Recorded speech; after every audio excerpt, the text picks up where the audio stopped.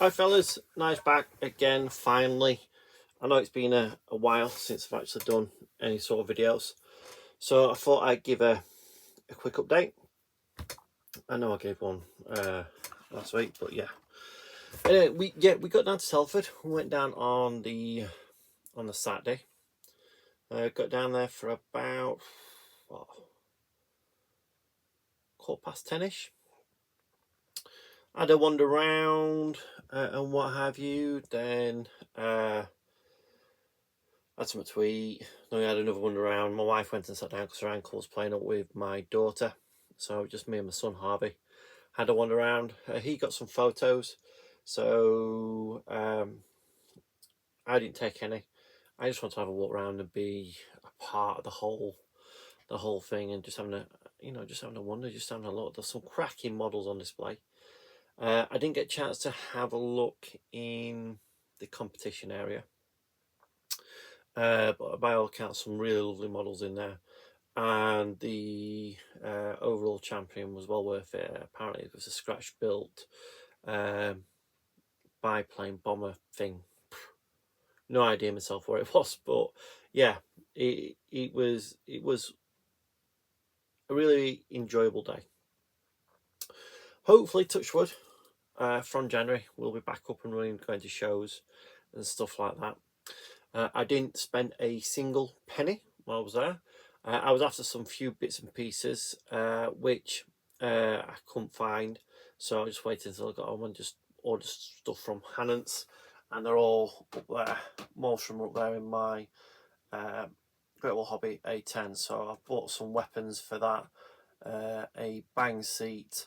I've also bought some bits and pieces for my Hobby Boss SU27 and some decals for my trumpeter pine. So I bought Bush. I can't remember who they were by now. But that's I bought some decals and it's like Bush Hinds.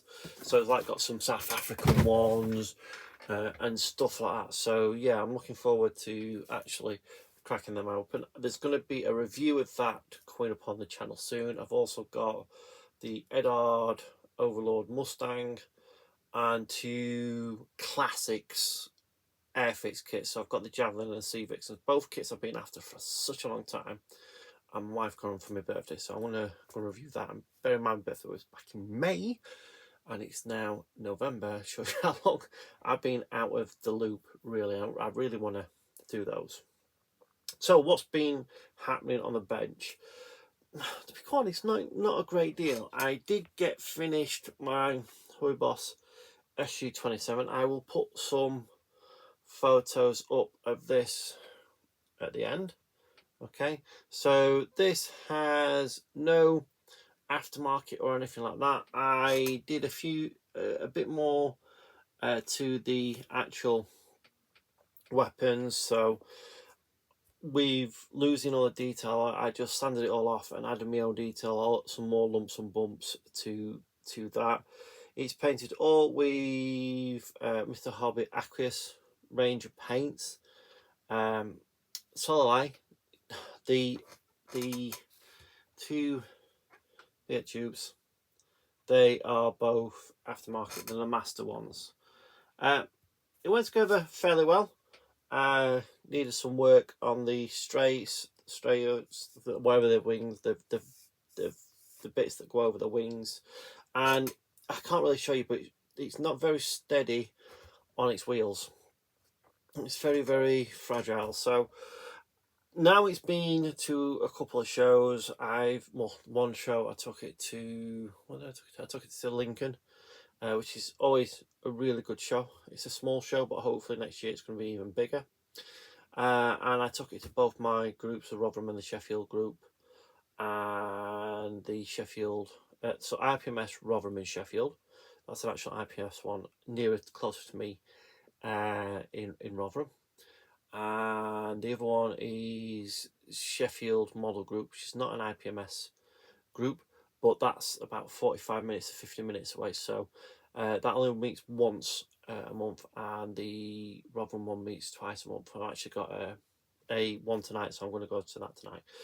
So that's been up. So now I can put that with a few others back up onto my son's ceiling, and that can be then another thing that's out of the way. But that's 2 finished this year. So I've done the Dornier 335, which is still in the box that needs to go up onto my son's ceiling, and that one. That was quite a complex paint job. As you can see, it's all straight edges, splinter camo and all that sort of stuff. So that was it was a lot of fun, if I'm honest, to try and get the paint right on that. And it's not perfect, nowhere near perfect. There's lots wrong with it, but you might not see that with the photos. But yeah, and I used some aftermarket decals on it. Now the problem I had with it, I think they were authentic decals. And the problem I had, some of the decals kept breaking up really easy, or weren't even coming off the backing. So the numbers that are on there and the one on the nose, they're actually the kit part. The Ukrainian parts are all authentic decals, and they were a little bit of a pain to actually get off. Some of the stenciling data, some's from the kit, some's from authentic decals. I had to use what I could. It got to the point where, because of the decals, I just wanted to get them on and get it finished, really. But on that, I would recommend the kit. It's a lovely kit for what it is. Just a few little issues. It's not a bad build by any stretch of the imagination. It's just a little bit of a pain, that's all. So that's that. I'm just going to move that out of the way while we have a look at some other bits and pieces. So I'll probably put that over there, and I'll probably get that up on my son's ceiling this weekend. Next up, I've been building Airfix's Hunter. So as you can see, I think I'm going to get some primer on it and see if there's anything that needs doing with it. Okay, this has got a res kit exhaust, but it's in there, so you can't even see it, so I don't know why I bothered. It's got a master PHU, okay, because the one on there, it was just it looked so fragile, and it didn't really go together that well. I thought I'm going to replace that. I'm hoping Lisa will do the markings. I'm going to do the box art markings. Does it show? There's no box art, but it's going to be that one. Okay, so this is the one that actually flew under Tower Bridge by Flight Lieutenant Alan Pollock from Number 1 Squadron, England, 5th of April 1968. So that's what I'm going to do. The reason I'm doing that one is I'm not a big fan of the other two. So that one there, that's got a silver underside. I didn't really want to paint silver. I need some bits and pieces for my airbrush. For the one that I use for my metallics, should I say, and that one's the Navy, the Fleet Air Arm. But is it Fleet Air Arm? I'm pretty sure it will be with them colour schemes. I just want to make sure it is. Fleet Requirements and Air Crash Direction Unit, Royal Naval Air Station, Yeovilton, Somerset, England, 1976. Okay, so yes, that one's from 1976, but that's the one I'm going to be doing. Okay, I'm hoping Lisa, when she's up to it, can do me the roundels and some of the lettering markings on there, so I can actually paint the markings. And I'm going to use this kit to actually demonstrate using our mass sets. I'm just checking something. Yes, okay. So using our mass sets, so watch this space. There will be that part of the video, but there's no actual video build on this actual kit. All right, so I'll just put that back in there and that in there. All the dangly bits are all waiting. Okay, it's all ready and prepped for primer.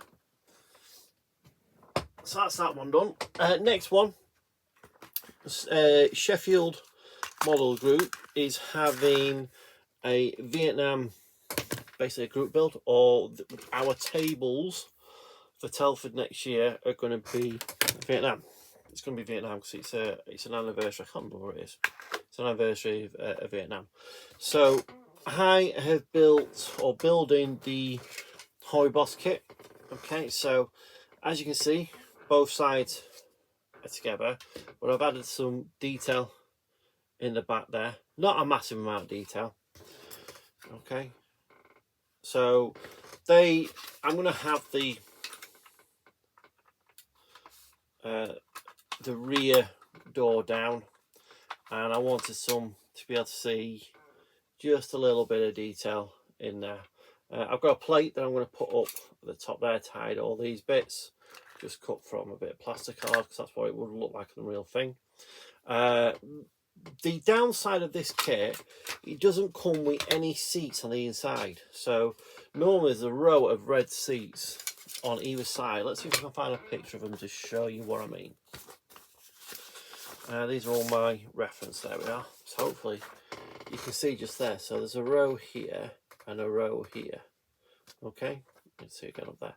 So this doesn't come with any of that detail. It doesn't come with any seats. So I'm hoping my wife Lisa, with our cutting machine, she's going to be able to cut me some out of card that I can paint and put them there. I don't want to get the photo etch ones because they're quite expensive. So Lisa's going to cut me some in there. So what I can do, I can paint all the insides, and when it's all together and everything in, you're not really going to be able to see much through the windows. Okay, but I want it to see that they are actually something in there. And again, at the back, you're not really going to be able to see a great deal, but I want you to be able to see that there's something in there. And it'd be the same with this door at the front. So they don't have to be perfect. What I want is it to make it look like that, yes, there are some seats in there for troop carrying and whatnot and stuff like that.